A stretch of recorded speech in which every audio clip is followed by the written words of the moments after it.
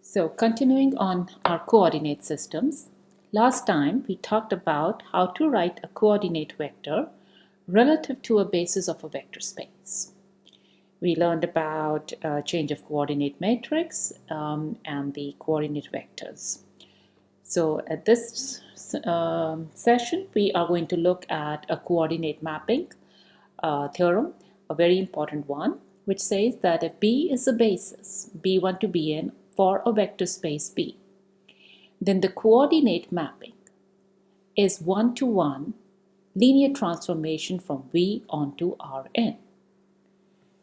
Recall that when we had the coordinate mapping, remember what was coordinate mapping? It says if you have given any unknown vector space V and X is any vector, then this X could be mapped on to the corresponding dimensional space Rn, which has the same, the dimensional space n has the same numbers, which is equal to the basis set of the vector space B. And this relationship of taking an unknown vector space and relating to Rn is done using the coordinate vector relative to basis B. So this one, this coordinate mapping basically relates an unknown vector space to an n-dimensional vector space. So I'm going to explain to you with a very simple example how it is done. So just let me say that when we apply this coordinate mapping, we are going to use it and not prove this theorem. Just remember that. Okay, so this theorem simply says given any vector space having a basis set, we can make it isomorphic to an n-dimensional space. And this basis set is going to have n elements. Okay, and this isomorphism is developed via the coordinate mapping based on a particular basis. So let's have a picture here.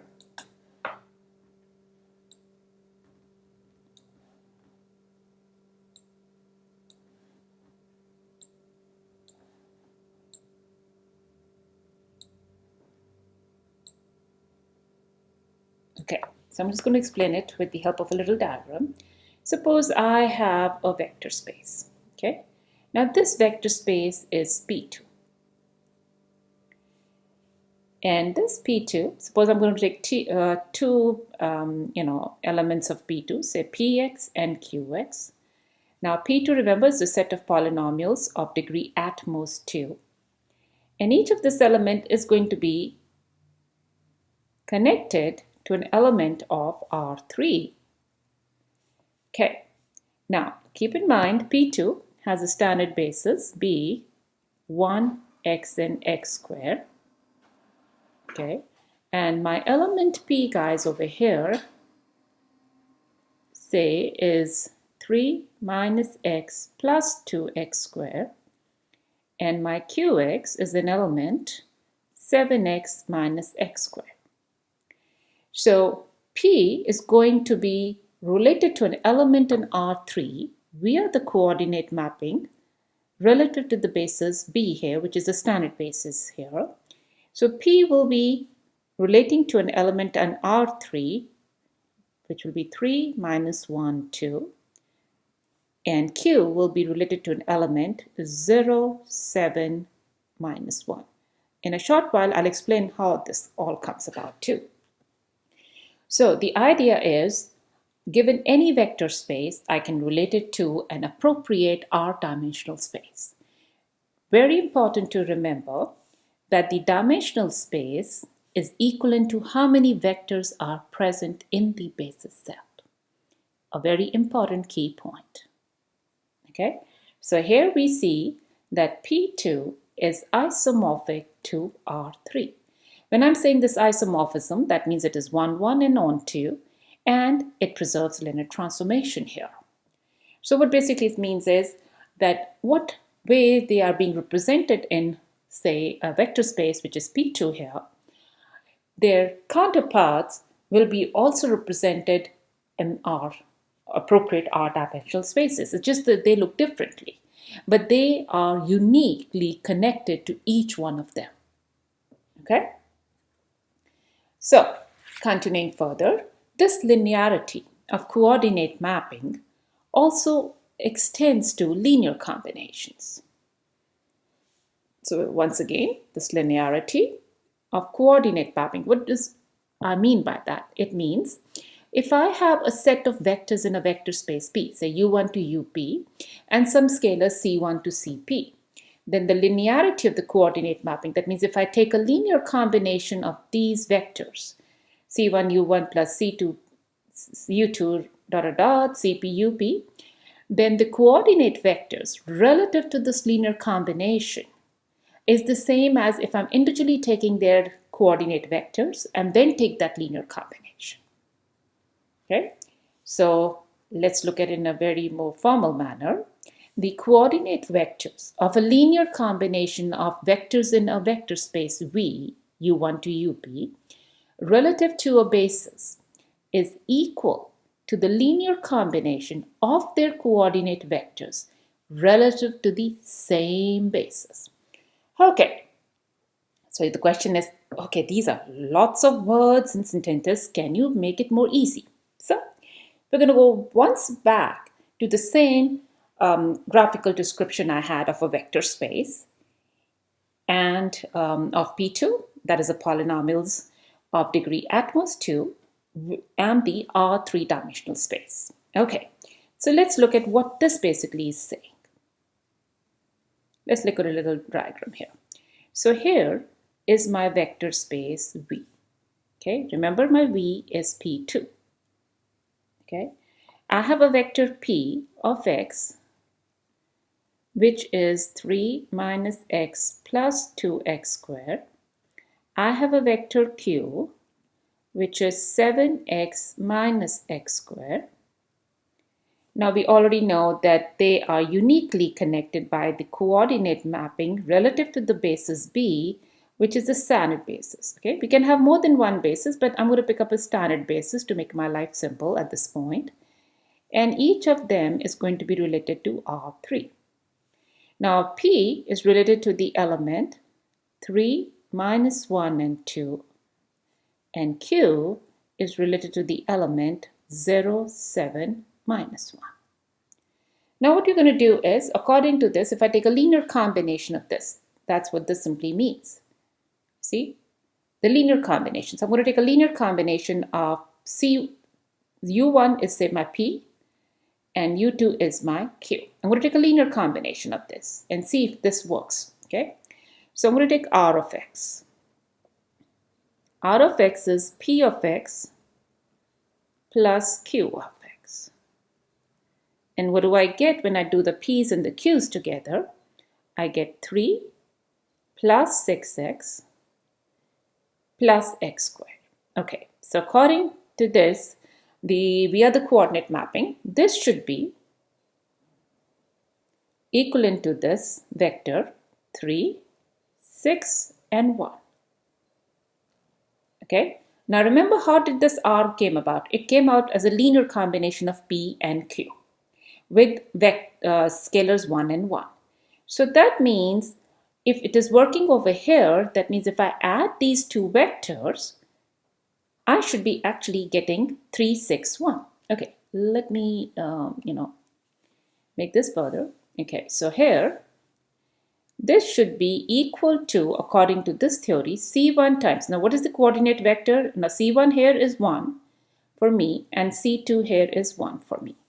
So C1 is 1 times 3 minus 1 and 2 plus 1 times 0, 7 minus 1. But when we do the math, remember this is this and this is this. This exactly matches. Okay, so that means we are having the preservation. Okay. Do you see that over here, guys? Okay. So let's take another value, say alpha times this. So suppose my alpha is, say I take another vector z. Okay, I'm going to have another vector z, which is 3 times px. Okay.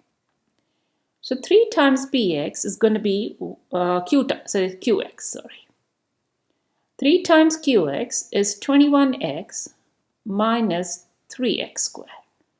So via this coordinate mapping, this is connected to 0, 21 minus 3.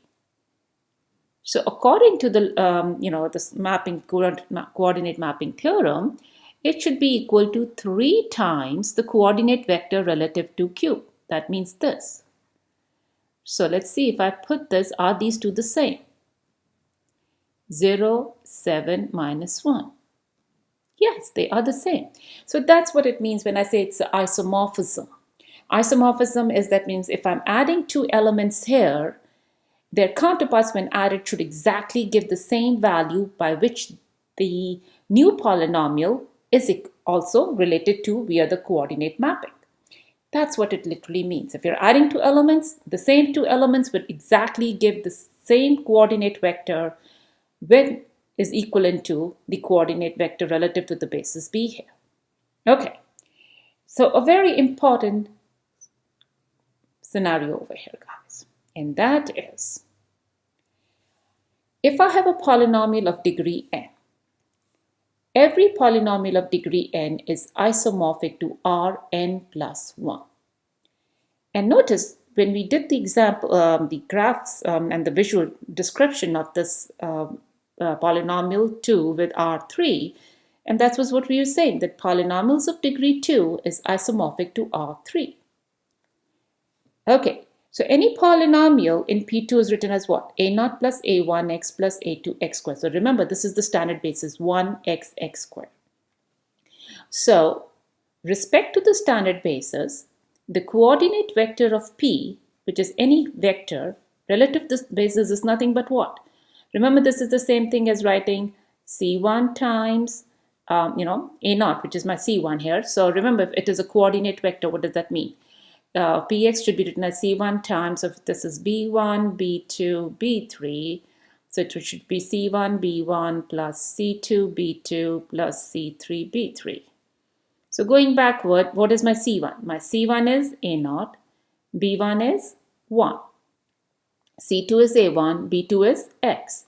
C3 is A2, B3 is x squared.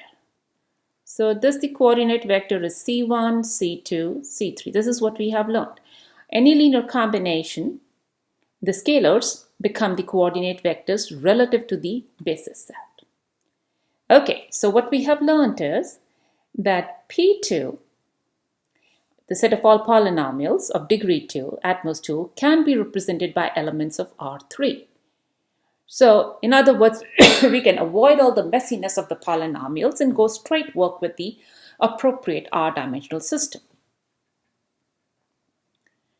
Let's look at an example. We would use the coordinate vectors to test the linear independence of this subset A. So our A has three elements, 1 plus 2t cubed, 2 plus t minus 3t squared, minus t plus 2t squared minus t cubed. So this set is a set of polynomials of degree at most 3. Of degree.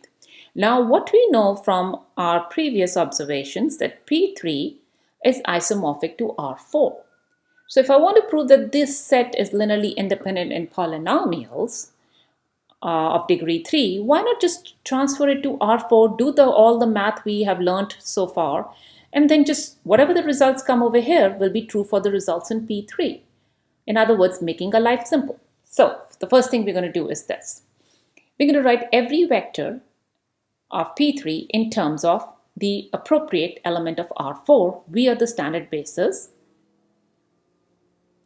1t, t squared, t cubed. So the element 1 plus 2t cubed respect to the standard basis B is what? 1, 0, 0, 2. Now you have to be very careful. Once you make the decision that you're going to start with the smallest element to the highest. So here 1 represents a constant term. There are no terms related to t squared or t, that's a 0 here, and t cubed is 2. So you have to be consistent with how you write down the first change from a polynomial to a appropriate R4. Do you want to go in ascending order in terms of the, say, constant, variable x, variable x2, variable x3, or descending. The first one you make the decision, and after that you have to follow that decision. So keeping that in mind, so the second vector 2 plus t minus 3t squared. So this corresponding in R4 is what? 2, 1, minus 3. There is no r cube, t cube, so it's a 0. So I'm going from smallest to the highest powers of t. Now the next one is minus t plus 2t squared minus 2t cube. So it's 0, minus 1, 2, minus 1. So if I have to prove that these vectors are linearly independent in P2, just work in the vectors in R4 of the appropriate corresponding vectors. So we pick these three, put it in a matrix, and say if we have 3 pivot columns. So that's what if I want to prove A is linearly independent, we're going to put them as the columns of the matrix, say K, and prove that this K has 3 pivot columns. Remember, 3 pivot columns, that means this matrix is linearly independent. That means the set A is linearly independent. Okay, now after this, back to section 1, 2, do the row echelon form. We apply this row echelon form. Voila, we get this 3 pivot columns, linearly independent, and hence the set A consisting of elements of P3 is linearly independent. Done deal. Okay, now let's look at another example. We'd like to look at these polynomials given below. Do they span P2? In other words, P2, remember, is all possible polynomials of degree 2. We'd like to know whether these 4 span P2. Okay, the first thing to remember, P2 is isomorphic to R3. So that means each of these 4 elements, can be written as an element of R3. So what we have done is, we have, using coordinate mapping theory, see, we put the coordinate vectors in a matrix and apply the row echelon form. That means the algorithm we apply on it. So here, this is my matrix K, which comes from 1, minus 3, 5. Now that's once I make the decision that first element is a constant, and the second is representing the variable of t, constant of t, and the third one is representing the constant or the coefficient or the scalar or the weight of t squared. And once we fix that, and then all the rest 3 will follow. And then when we apply the algorithm, what do we notice? That there are only 2 rows which have our pivot rows. Now remember from theorem 4 of chapter 1, if the columns of this matrix have to span R3, then each row should have a pivot. As each row is not having a pivot, that means the matrix K is not spanning R3, and hence the set which corresponds to all these elements, all these columns in R3 will not span P2. Okay.